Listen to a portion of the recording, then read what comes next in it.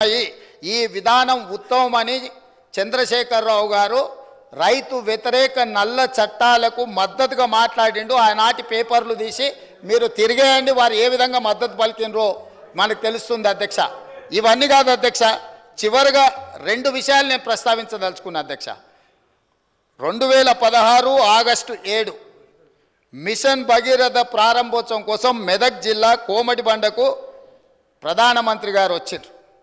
అక్కడ ఏం మాట్లాడిండు అధ్యక్ష మన రాష్ట్ర ముఖ్యమంత్రి గారు, ఆనాటి ముఖ్యమంత్రి? మీరు ఒక్కసారి రికార్డులు తిరిగేయండి. నేను తెలుగులో సింపుల్గా చెప్పదలుచుకున్న అధ్యక్ష, సభా సమయం అత్యంత కీలకమైన అంశాల మీద చర్చించాల్సిన అవసరం ఉంది కాబట్టి ఇప్పుడు నేను బాధ్యత గల తెలంగాణ ముఖ్యమంత్రిని, మాకు కేంద్రం నుంచి 50,000 కోట్లు కావాలి, 1,00,000 కోట్లు కావాలని కోరబోము. మాకు మీ ప్రేమ మీ ఆశీర్వాదం ఉంటే చాలు, హమ్కు కుచ్ భీ నహీ చాహియే ఆప్కా ప్యార్ చాహియే అని ఆయన ప్రేమలో మునిగి తేలి తెలంగాణ నిండా ముంచి తెలంగాణకు 50,000 కోట్లు 1,00,000 కోట్లు వద్దే వద్దు అని స్పష్టంగా వేదిక మీద కోట్లాది ప్రజల ముందు మాట్లాడి నరేంద్ర మోడీ గారికి ప్రధానమంత్రికి మా తెలంగాణకు నిధులే వద్దు, నువ్వు నన్ను ప్రేమిస్తే చాలు, నీ ప్రేమలో మేము అమరులం అయిపోతాము, తెలంగాణ ప్రజల్ని ముంచేస్తామని మాట్లాడిన చంద్రశేఖరరావు గారి పార్టీ ఈరోజు చంద్రశేఖరరావు గారు సభలోకి రాక తెలంగాణ ప్రజల యొక్క హక్కులను కాలరాసి తెలంగాణ ప్రజల ఆత్మగౌరవాన్ని మోడీ గారికి తాకట్టు పెట్టి ఈరోజు వాళ్ళు వచ్చి కాంగ్రెస్ పార్టీ అన్యాయం చేసిందని, కాంగ్రెస్ పార్టీ కొట్లాడతలేదని ఇవాళ ఉదయం 11 గంటల నుంచి పార్లమెంటు మెట్ల మీద తెలంగాణకు ఇవ్వని నిధుల మీద రాని అనుమతుల మీద రాహుల్ గాంధీ, సోనియా గాంధీ గారు, మల్లికార్జున్ ఖర్గే గారు మా ఎంపీలతో నాడు దీక్ష చేస్తుండు. నీ రాజ్యసభ ఎంపీలు ఎక్కడున్నారో ఒకసారి లెక్క పెట్టుకో.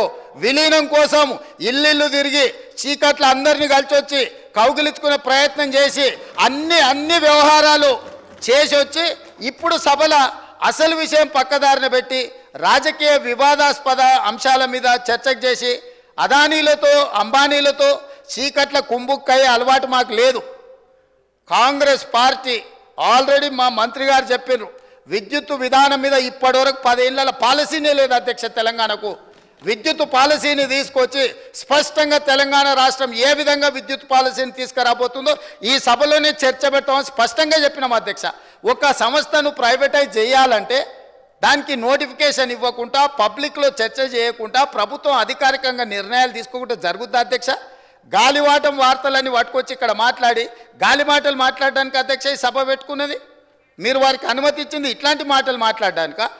కాబట్టి ఒకరోజు మీరు మేము ఎవరము ఏ అంశాల మీద 18 సార్లు మేము తిరిగి ఇవాళ మేము మిగులు రాష్ట్రంగా 14,000 కోట్ల రూపాయల మిగులు రాష్ట్రాన్ని మీకు అప్పచెప్పినాం.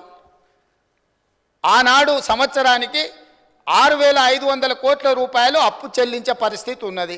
సరిగ్గా 10 సంవత్సరాలు తిరిగే వరకు 7 లక్షల కోట్ల రూపాయల అప్పులు చేసి ప్రతి నెల 6,500 కోట్ల రూపాయలు, దాదాపుగా 70,000 కోట్ల రూపాయలు మీరు చేసిన అప్పులకు మిత్తిలు కట్టి ఈరోజు నడుము వంగిపోయే పరిస్థితుల్లో రాష్ట్రం ఉంటే ఆ నిజాలు చెప్పొద్దంట.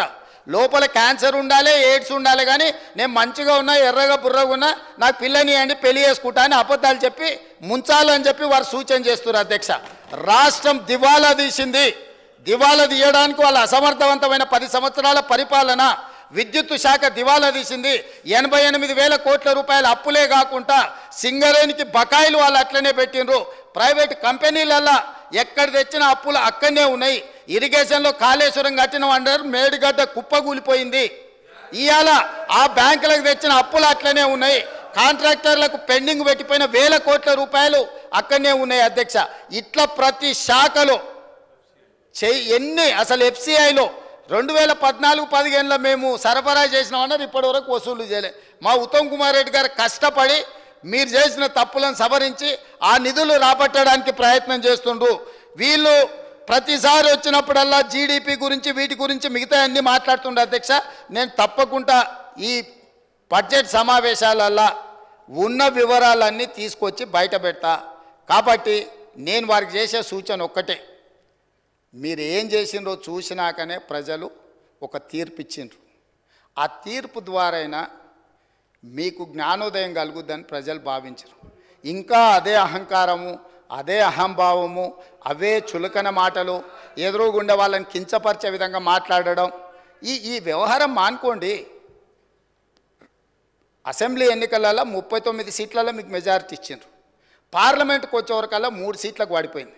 ఇప్పటి వరకు ఊకదంపుడు ఉపన్యాసాలు మాట్లాడిన ఆయన శాసనసభలో కూడా ఆయనకు మెజారిటీ రాలే అధ్యక్ష. ఆ ఓట్లు ఎక్కడ బదిలీ అయినాయని నేను అడుగుతున్నా. అసెంబ్లీలో డిసెంబర్లో 39 సీట్ల మెజారిటీ వస్తే పార్లమెంటుకు వచ్చేవరకల్లా 39 శాసనసభలలో 3 మిగిలినాయి అధ్యక్ష. 3 దుబ్బాక ఉంది, ఆ పక్కలో కూర్చున్న మిత్రుడు ఏదో కష్టపడి ఓట్లే ఇచ్చినట్టున్నాడు. ఇవాళ సిరిసిల్లలో కూడా మెజారిటీ కోల్పోయింది. మాట్లాడే ముందు ఆ లెక్కలు చూసుకోవాలి. ఇవాళ మేము 8, మాకు 2014లో 2 సీట్లు వచ్చినాయి, 2013లో 3 సీట్లు వచ్చినాయి, 2019లో మాకు 8 సీట్లు వచ్చినాయి అధ్యక్ష. అంటే ప్రజలలో ఉండి మేము పనిచేయడంతో వరుసగా మేము నెంబర్ పెంచుకుంటూ వచ్చినాం అధ్యక్ష. మీకు మొదటిసారి 12 వచ్చినాయి, రెండోసారి 9 వచ్చినాయి, మూడోసారి గుండు 0 వచ్చింది. గుండు 0 వచ్చినాక కూడా బుద్ధి మారకపోతే ఎట్లా అధ్యక్ష? ఇప్పటికైనా విధానాన్ని మార్చుకోండి. తెలంగాణ ప్రజలకు క్షమాపణ చెప్పండి. మీరు చేసిన దోపిడీ, మీరు చేసిన తప్పుడు విధానాల వల్ల ప్రజలు మిమ్మల్ని శిక్షించిండ్రు. దాని నుంచైనా మీరు గుణపాఠం నేర్చుకొని పద్ధతి మార్చుకొని తెలంగాణ ప్రజల యొక్క హక్కుల కోసం ముందుకు రావాల్సిందిగా వారికి సూచన చేస్తున్నా అధ్యక్ష. మహేశ్వర్ రెడ్డి గారు.